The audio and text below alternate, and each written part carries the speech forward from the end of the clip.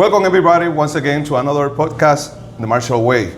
Thank you for visiting the channel. And this time I have the great pleasure to have one of the most iconic person or personalities in the martial arts. And it's a living legend because it's one of the founders of the martial arts that are still living, teaching, and acting as a pioneer in the martial arts or mixed martial arts business. So with me today, we have Frank W. Dux. Thank you for being in my channel, sir. It's my pleasure. It's my pleasure to be here. So the first question will be where the idea of making Dux Ryu comes from, because every martial art has its conception with a meaning, with a reason of being. Where this one comes from? Well, first of all, Dux Ryu is an invention out of necessity. When I first started martial arts as a young boy, I couldn't afford shoes. I had to go through an entire school year with combat boots on because I could grow into them. It's one of those things that had a real thick sole. My parents didn't have much money. It even got to the point, well, if you can imagine this, I was using newspaper inside this because I had worn out the middle of it at one point. And I could take newspaper and push it in the front of it. So I looked like a little bozo sometimes, because my shoes are bigger than me, disproportionate with my body. But I had to make it work, And when you do sports, you have to have tennis shoes, you have to have cleats, you had to have certain things as you grew up in the United States. Otherwise, you couldn't join like Little League. I couldn't join Little League unless I had the right monies for a deposit for the uniform and the right shoes. Martial arts was a one thing that everybody did in those days, not even having to have a uniform. You'd show up in sweats. You could show up, bare feet, and that was it. In fact, there was a book out that really influenced me because as a young boy, I went to the library and I found this book by a guy named Bruce Tegner. Okay, and Bruce was teaching in the book, martial arts, but again, he was not in a uniform. He was in a gray, I'll never forget, a gray old sweatsuit, right? Yep. And so I said, okay, I can do this, right? I can do this. So as I'd walk home from school, I was very, very fortunate because I grew up in the San Fernando Valley in California, which was known at that time as the Valley of Champions. You had Black Belt magazine there, eventually Inside Kung Fu magazine was there, but all the great champions in martial arts who fought, who were doing things at the time, Chuck Norris, Joe Louis, anybody you can remember in the movie Enter the Dragon, they were there. Yep. Okay, they were there. Or they passed through there. And I got to go to their different schools. One of the most influential was a guy named Bong Soo-han, who is the actual guy who did Billy Jack. He actually was the one who took his foot and put it on the side of the head of the other guy, and he did all that fighting. So I was fascinated by martial arts. And I stop and I'd watch, and I invented, because I was learning so many different disciplines, I was basically taking the best of the best. Well, I found out my name, Dux, in Latin means best of the best. Oh, what a coincidence. Okay? So I go, wow, that's kind of a cool thing. Meant to be. And Ryu means way. Okay, the way of, what flows from it. It actually means river. So it was like, what flows out of Dux, me, or what flows out of the best, because I'm giving honor to all the people who I basically learned from. But then I went one step further. Because I was left to my own devices, I had to approach it in a way that wasn't indoctrinating. So I wasn't influenced like, oh, this is the way to do a correct punch versus this way, right? All of a sudden I saw, wait a minute, they're both getting great punches, bottom mechanics are slightly different, but the angle is the same. And so I realized from that, that I would approach it from a sense of science. So I broke everything down when I watched them scientifically. And that's how I ended up with my own proprietary technology. And that's why it was called Dux Ryu. I was training with a gentleman by the name of Senzo Tanaka. Real ninjutsu is not a martial art. That's the big myth. That's the big sales lie. Ninjutsu is a process. It's like the best way to explain it, it's like a computer program. You can pump, or AI, you pump stuff into it and it'll give you an answer, okay? And it's the same thing with ninjutsu. So ninjutsu gives you a way to dissect the threat and then how to mitigate it. You follow a certain philosophy, strategy. So ninjutsu is really just about eclectic knowledge and applying things to overcome your obstacles. Adapt, improvise, overcome. Those three principles. Oh, wow. Interesting. And so that is why ninjutsu is really tradecraft, okay? It's really just, it's a study of, I'll give you an example, okay? Historical example. The samurai would face off with a sword. They were bound to fight only with the swords in some cases. They actually used arrows, more than they did the sword. But at certain times in a certain century, they weren't carrying their arrows or timepiece. They face off with a guy with a sword. The ninja, being adaptable, knew that the way you take a sword away from a guy, there's a device called the jite. Jite is sort of like a long bar with a hook on the end. You would basically trap the blade in it and he'd turn it and that would take it out of the samurai's hand or it'd snap the blade. Well, because ninjutsu is about adaptability, right? And it fit with what I'm doing. Dux Ryu is all about adaptability. That's how I came up with it. They turned the jite actually into a gun. All right, so it's actually a gun. So when the samurai would get in front of me and a guy would hold his jite, they would line up, right, to get past the jite, not realizing what they were doing is they're lining up right on the gun for him, and then they just shoot him dead. Wow, interesting. Okay, I mean that's ninjutsu. And right? what year was this when you were elaborating all this? I started probably really when I was 11, but I really didn't really get going until I was about 13. And then when I was 14, 15, I was very, very lucky. I met, I found out about a program at the YMCA, and then it was at Los Angeles Valley College, and it was taught by a gentleman named Jack Secchi. Jack Secchi was a USA Jiu-Jitsu champion with uniform, and I think, he was the American champion. He was also trained by Jigoro Kono, and his relation, I'm finding out, I think it was his father, was Senzo Tanaka. Because it's Senzo Secchi, Senzo Tanaka. And being ninja, they had the hardest part. The reason I say I'm not sure, because even Senzo Secchi had an alias name. He had a different name. He also went by, another name, Jack Holman. You understand? And the same thing with Senzo. He had multiple names. Okay. Actually, when you see the name Tanaka in ninjutsu terms, it could be Tanaka, Nakano, or Sakeda. The name keeps going backwards and forwards, and it's the same family. You have to understand, ninjas had multiple families because in ancient times you didn't have cameras, you didn't have the ability to really recognize somebody. It had to be face-to-face recognition, right? Yeah. And you can change the way you look just by shaving a beard or keeping a beard or your hair. Right. And so what they did is they had multiple families in different locations. So they were looking for a guy. So, oh no, that guy's been living here for that's his family. He's been here, his family's been here for 4 generations. What are you talking about? That can't be him. Right. Yep. You understand? And that's different times. And that's how it kind of works. And it's a society. Ninjutsu is really a real life society, no different like the Mormons. Okay, I want to make that very clear. The only difference is they don't have it's not a religious component, but it is a society. It is its own independent culture. It did not die out like people say in the 17th century. Anybody tells you it died out in the 18th, 17th century doesn't know what they're talking about. Okay, it just morphed. And ninjutsu, the families that are ninjutsu, the shinobi, actually, they don't even call themselves ninja ninjutsu. Ninja ninjutsu is really the term for the civilian open practice of it. I see.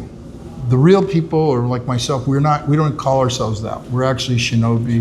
We're Rappa, Supa. We have a different name for who we are and what we do. And even that changes depending upon where you are and regionally, and also what you're doing or your place within it.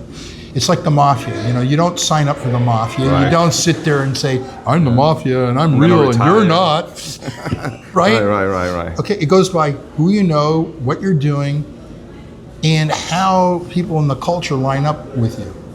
It's that simple.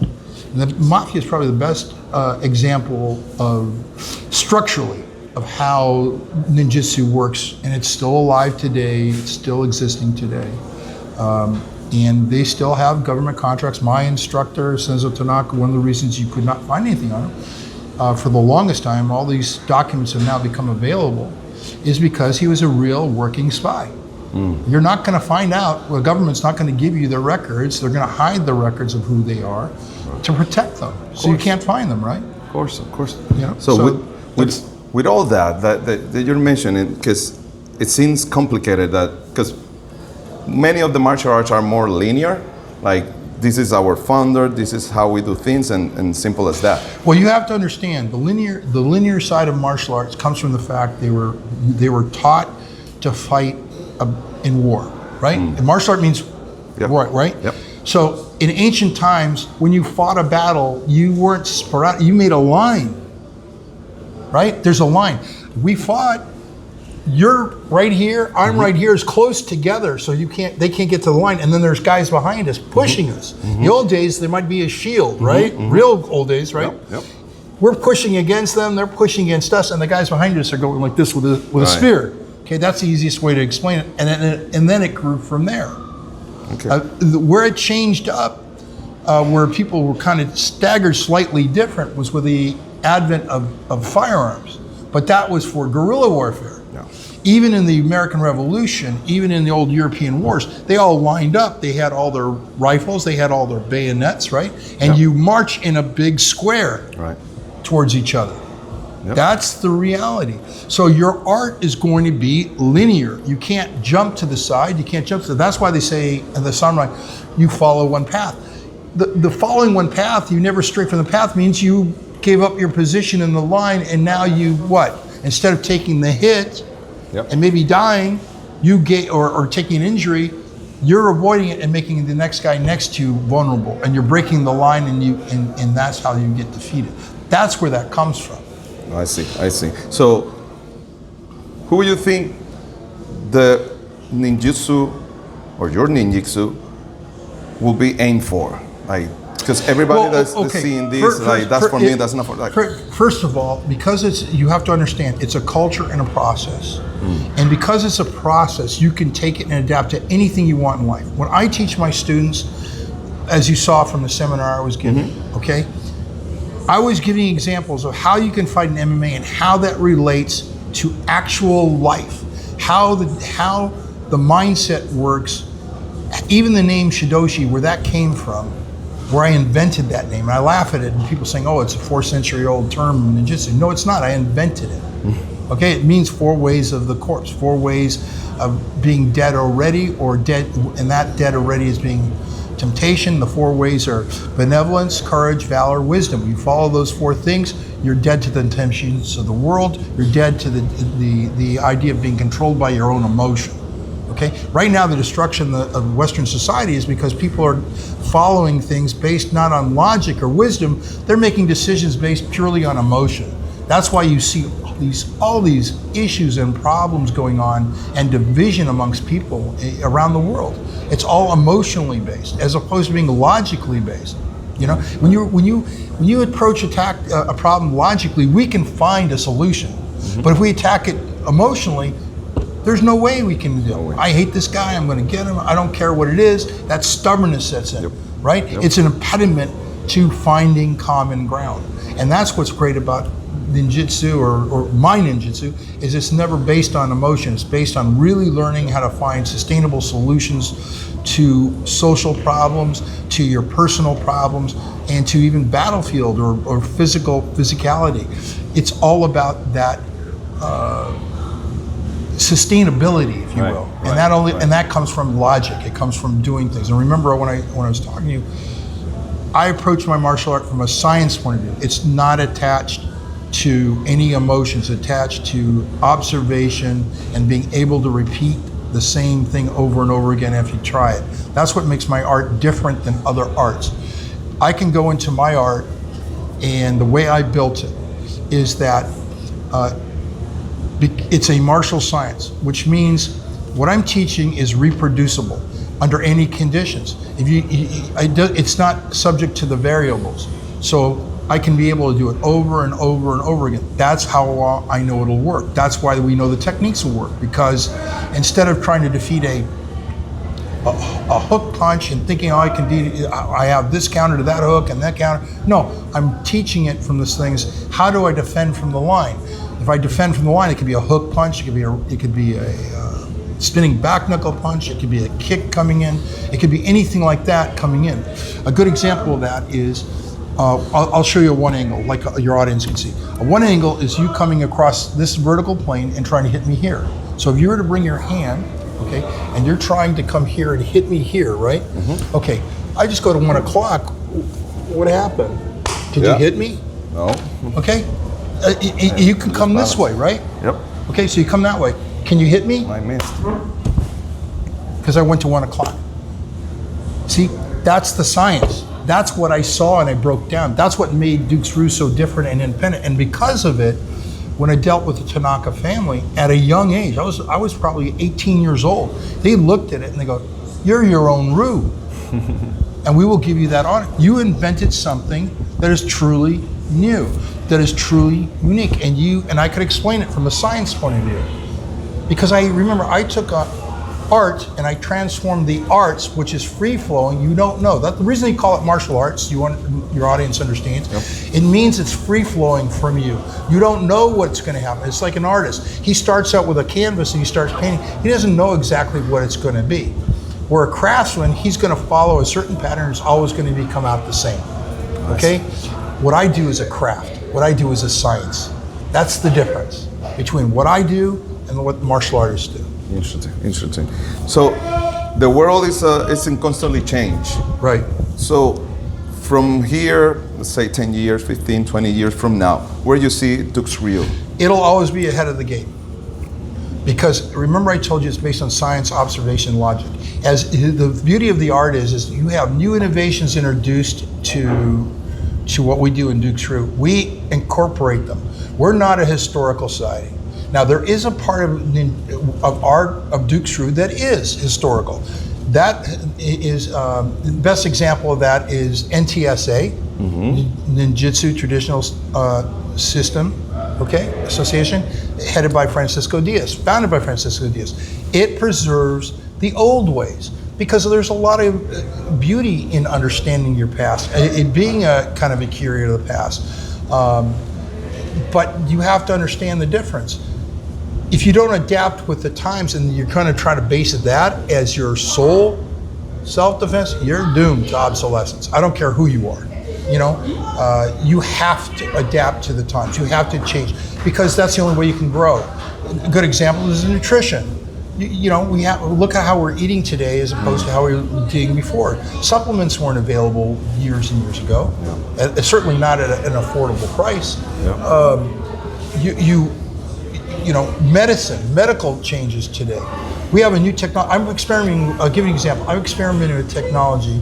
I was very, very ill. I blew up to 270 pounds because of the medications I was taking. Oh, wow. What it did is it created visceral fat in me. Mm-hmm. You cannot get rid of visceral fat. Okay, no exercise will get rid of visceral fat. It's impossible, okay? And when you do exercise, I want your people to understand this, okay? It's just a fact. If you're left to your own body biomechanics, you can only work 30% of the muscle. 30%. That's the most you can do. Now, the difference between talent between people and some people and why they appear to be more stronger than others, those people could sometimes go down to 35%. They're the rare ones who can get there, okay? Sometimes you have to work harder over a period of time and you can get to 30%. Some people only work at 20%, but that because they don't really push themselves. Right. Now, we have inventions today that I'm actually working in. I'm incorporating into the development of my Ryu, incorporating the training of my people. We're going to start using it, and they're electronic devices that basically work with infrared to break down the lactose acid and it's a like ultrasound kind of wave technology, right? And it can work 100% of the muscle. So now I can do 20,000 sit-ups, okay? Inside, I want you to think about it. 20,000 sit-ups in 30 minutes. You cannot do that, obviously, humanly. Now imagine how hard and what happened with my stomach, right?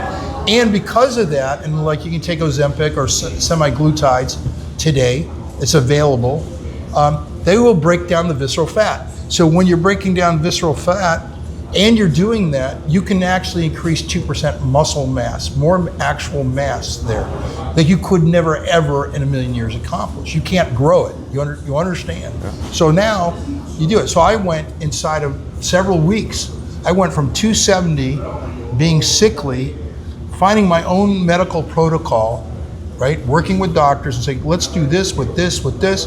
And guess what? I went down to 232, or 242, I'm sorry, 242 pounds. I lost about 34 pounds. Wow. Just to give you an idea. And we're talking about doing this in weeks. And then we're talking about like, also I got a thing where you know, I could, with a device, this technology will allow you to build your pelvic core, okay? See, this is my ninjutsu. We incorporate that. Whereas Taekwondo will stay Taekwondo, Shotokan will stay Shotokan. They don't incorporate that. That's the difference between us and them. Another big difference between us and them is in my system of martial art, we attack it because I say we keep it modern. You can actually go through the training and actually end up with professional licensing. For example, Israel, would you come over here? Okay. Israel is one example. He went through our training. He's one of our members. He right now is actually working as a professional protection agent.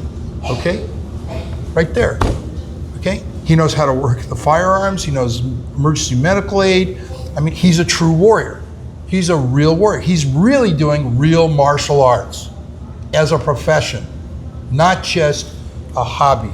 And that's another fact that makes us different than any other style. You can go into Dux Ryu. You go into Dux Ryu, I don't care if you do Dux Ryu Ninjutsu, you do Dux Ryu Kaja Kempo, you do Dux Ryu kickboxing, MMA, it will always gravitate you to learning the angles, understanding the science of everything. We work with the new innovations, build you up to the point you actually will eventually, we call cross-train. That's another thing that makes Dux Ryu different. You cross-train constantly. You're cross-training in like Taekwondo and Judo. You're cross-training in that and then maybe MMA. And then in real practical self-defense, whether it's Krav Maga, Kapap, my own system, which I call FAST, okay? And also protection and urban combat to end up with an actual professional license. I mean, you end up, when you graduate, you end up with an actual professional license. So let's say you're a bioengineer and all of a sudden there's no jobs for bioengineers. Well, you at least can go out and pursue that and have an income, because there always need people in the defense industry. I see. Especially when times go bad. Right. You think about it. Right. That's when more security guards are hired. Yep. You understand? Yep. Not in good times, the worst of times. Yep. Okay. Thank you, Israel. Thank you. All right. So, and how is the job of being a living legend, a founder, a leader, promoting the art, the organization, the techniques, everything? Well, I'm even more than that. I'll give you an example. I found my higher purpose in life. Mm-hmm. Okay, when you serve your higher purpose in life, you will never feel better as a human being. People who are miserable are people who aren't serving their higher purpose. Now, a lot of people get confused about that, what that means. That means like, oh, you got to be a warrior, or you got to do something. No, sometimes your higher purpose in life can be as simple as being a parent. And yes, you may hate your job and everything else, but when you see your children happy, when you're doing that, guess what? You're serving your higher purpose, right? Yeah. Okay, now I don't have any children, obviously, because of what I was doing and what I was involved in. So I'm able to go out there and maybe serve the community and use that time that I would have normally had to do if I had a family and a child. That's just the way it worked out for me. Maybe that was what was destined for me. Maybe that was my mission. You understand? And so I never lose sight of that. And one of the things I'm very proud of, I taught many people, and they went out and did many great things in the community, and I got a lot of credit for it because of the trickle down effect of it. In Mexico City, for example, I was the first, I guess, person who wasn't Hispanic who received an award from the city for reducing the crime there, for increasing the protection of women, uplifting people, and I got that kind of recognition, and that means more to me than my belt title. Nice. And it's true. I met so many people. If you know me, I was example where I met my wife. I was given I was given an award for my achievements in the martial arts, and there was a child there who basically, had been kicked in the head from a horse, was not the same. Okay, I'm going to be just say it that way. She struggled with eyesight. She struggled with speech. Mm-hmm. She's in there. She's intelligent. She's very aware, but she can't function like we function. Of course. Due to the handicap. Well, I saw a champion in her. Do you understand? I saw a real champion, and she worked at 11. I said, "Honey, you deserve this more than me," and I gave my trophy to her. Do you understand? And that moment was me understanding there are people in this world that have it harder than me, people in this world who really work, and she does some great things herself, and her mom, and so it was my honor to do that. And we always have to remember our place in the world. I always look at it that way. I don't look at myself as an icon. I look at myself as a member of a world community, and I want to contribute to that community. Maybe it goes back to some of the Japanese traditions I was taught and outlook about serving, living not for yourself, but living for principles, living for a higher purpose. Right. And like I said, I found my higher purpose. Nice. I'm glad. And I think it's obvious to people too. That's why I've gotten the recognition I've gotten, because I actually pursue it, and that encourages people to, I want to say copy, but inspires them to find their own and follow it and pursue it. Nice. Yep. Nice. So now the elephant in the room, because when you get when you're famous, when you're a celebrity, when you're popular, let's say, there's always people that are envious or hate you or trying to mock you. Like, how you deal with all that? Because I'm sure, like most of you, like the founders of martial arts, that happens. That's normal. That's common. But some people address it different than others. Like, how you deal with that? Okay. Here's the reality. When you see a person who's mad about that and he's angry and how dare he, and I'm going to go kick that guy's ass, that's a person who's really a person who lives in their ego. You understand? If you're living in your ego, that means you have a low self-esteem. You're really not serving your higher purpose. Because if you serve your higher purpose, it doesn't mean anything. Lions don't listen to the babble of sheep. Okay? I'm a lion. Okay? I don't care what the sheep say. Right? Never have, never will. I eat the sheep when I need to. So it doesn't bother you at all? Why would it? The truth is there. It's always there. Mm-hmm. And it's a great filter. Here's the reality. People who are really who are gossips and stuff, they listen to that stuff. They're the people I don't want around me. So a lot of times I could eliminate, I'll give you an example. A lot of times, for 30 years, I could have eliminated the thing of like Senzo Tanaka didn't exist. Remember that? 30 years, people said, oh, it's a phony and this. And I want everybody out there, go to Google, type in the name Senzo Tanaka, and see what comes up. Actually, go to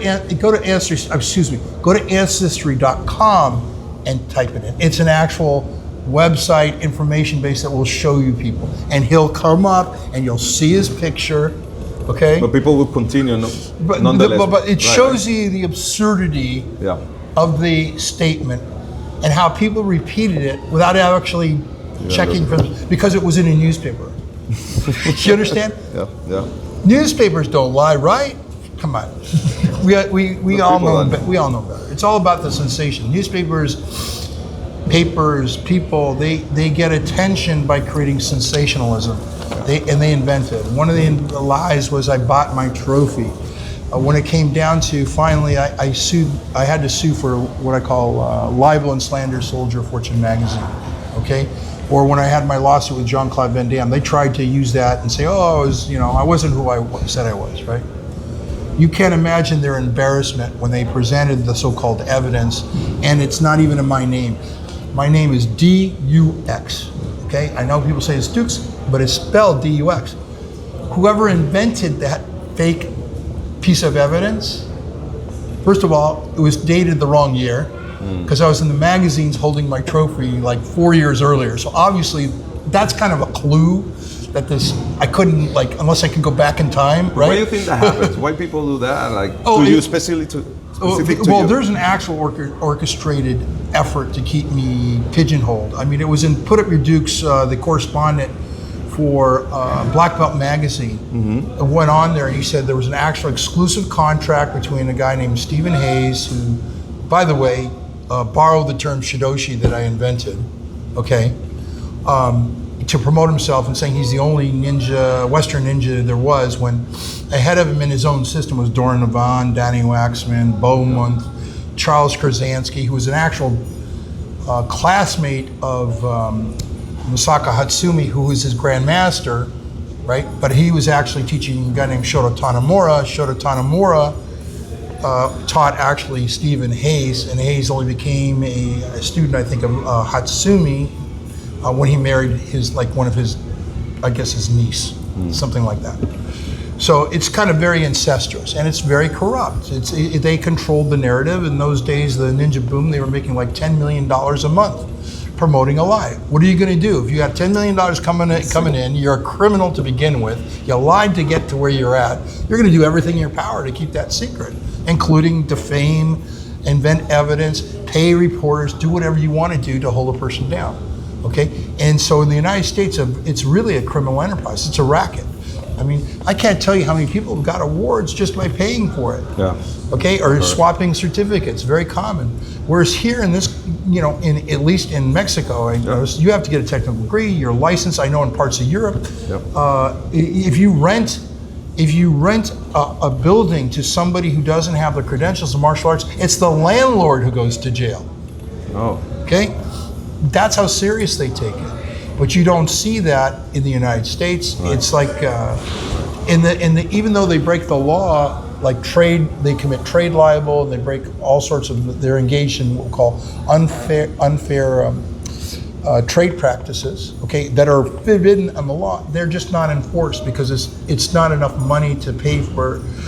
There's not enough damages, justifiable damages, to justify the expense to pursue the prosecution of it. Unfortunately. And that's just the reality of it. So I've always relied on the truth. I've always relied on other things, and anybody has a question about me, just come to me and ask. Right. Just like all my students. Now. Yeah. Say, oh, well, what about Tanaka? Well, okay. I'll just, my wife, I give you, it's really incredible. My wife, when she was first dating me, all these people approach her and try to say, oh, he's a phony, he's that, you should get away from him. Well, my wife was the lead investigator for probably what Forbes magazine called the lawyers from hell. She builds cases. She's a real trained investigator. She has access to databases you can't. On top of that, she had a very good friend by the name of Seth Silverman, who became my friend later. But Seth was the debriefer and psychologist for KBR, the biggest contracting firm in the world during the Afghan War. Okay, when America was in Afghanistan and Iraq, KBR is the #1 contractors over there. Okay, Bush family is, I think, part of that owns that as well.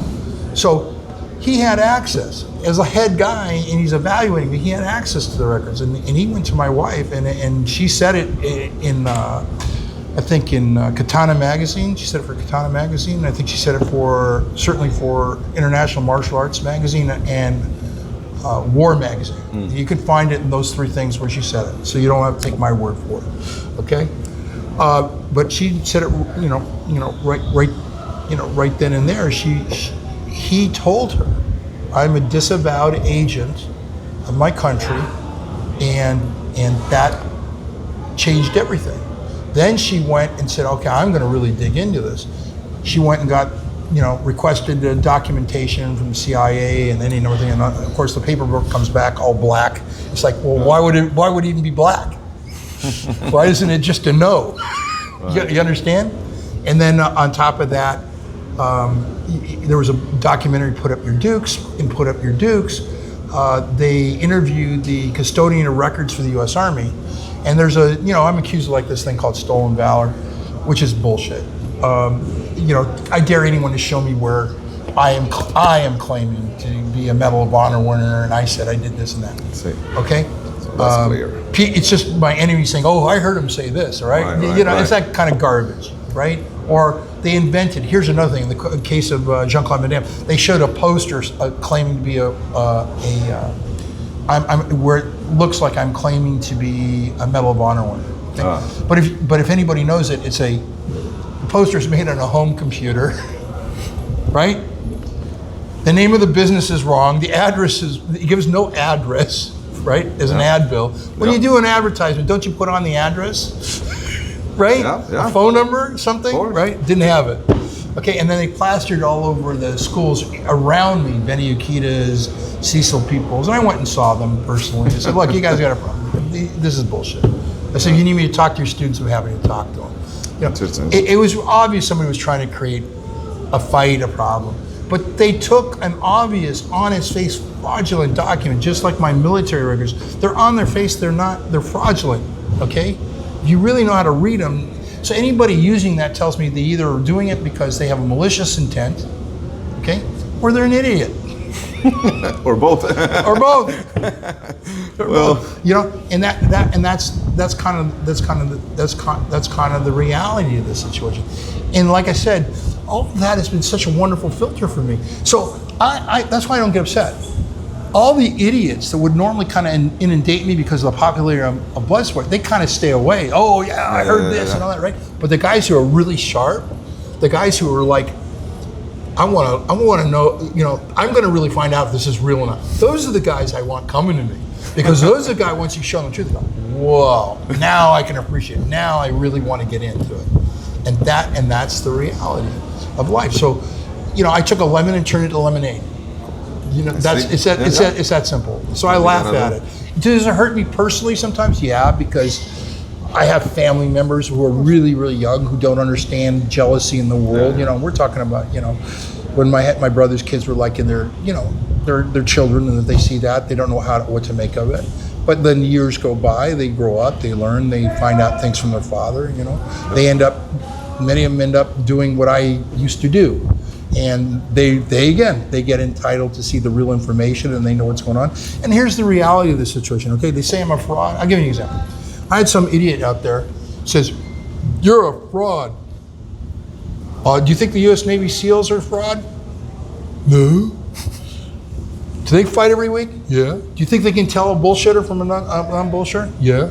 Could you please go to the DoD cool site, Navy SEAL Spec War Manual, K4310097. You'll find my name on page 10 as one of the creators of their fighting course. That's it. Okay? Hello? The fact. Yeah. Now my question to you is, and that's what I said to the guy, where does your name appear? Is it a self-published book, or is it an independent book? Who are your teachers? Stupid. And who are your teachers? And then when they say they're teachers, this is what I really get to. So who is your teacher's teacher's teacher? See, I can go back. The reason, Lineage. well, here's the interesting thing. In the LA Times, they interviewed a guy named Shota Tanemura. He was very big he founded a thing called Genbukan when he broke away from his own master, Masaka Hatsumi, running off to do his own thing. He was really a big person behind all this bullshit on the online, and that they're real and everybody else is fake, which is nonsense, because I dare anybody to go look up Toda, find evidence of his existence. You won't find it. He even was stupid enough, and I do say stupid, because he obviously didn't know enough about ninjutsu to know that the most famous ninja probably of all time that is forensically provable, okay, was Chinbei Tanaka. If you look him up, you'll see that he was responsible for trying to assassinate the Tokugawa shogunate and overturn it. Because of that, he was found out. He had to commit seppuku.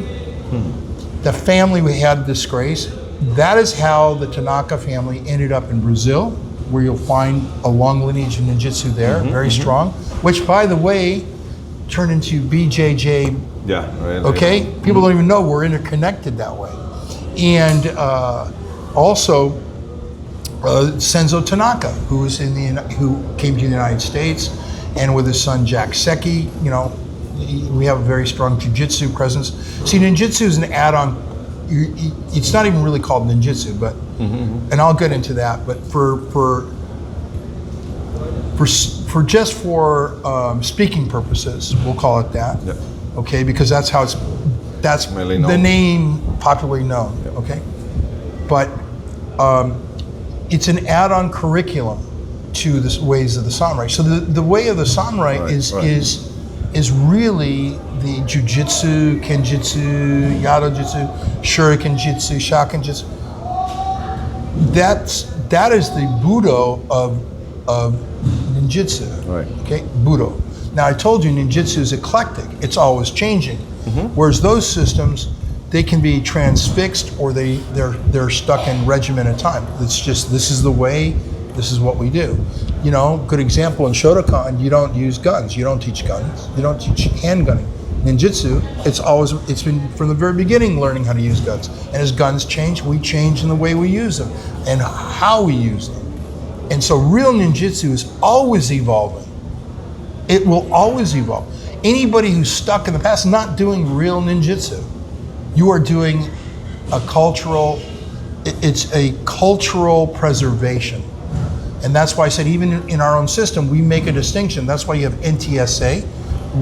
Because people, I say, they like that. They like doing the show. They like learning about the different ways and they like the culture. And I'm not faulting for it. But the beauty in what we do there is we also have what we call Dux Ryu NTSA. Because if we remind them, they also have to learn the other component to keep it pure. And we make a distinction between this is the past and this is real ninjutsu that continues on. And most people, they don't. They try to sort of and they say they try to do this. They say, oh, we're Koru and they're Gendai. No, real ninjutsu will always be Gendai. Okay, it will have a Koru element to it, but it will always be Gendai. It can never be a Koru system to be a real ninjutsu. It's the opposite of what people think. Interesting. Well, sir, I know you have a tight schedule here in Puerto Rico and you have a class back there waiting for you, so I won't take much more of your time. Thank you for taking this precious time and talk with my audience and everybody here in Puerto Rico. Yeah. So it was a pleasure. Thank you, and hope to see you next time. It's my pleasure, and I just want to say one thing to you. Yes, sure. If you ever have a question for me, always feel free. I tell the truth. I'm not afraid to talk. I'll answer any question you want. Anything you need help, I'm happy to do it. You know? Awesome. And if you're really looking and love martial arts and want to make it a profession, Dux Ryu is the way to go. There you have it, the one and only Frank Dux. Thank you for watching us. See you next time. Thank you, sir. My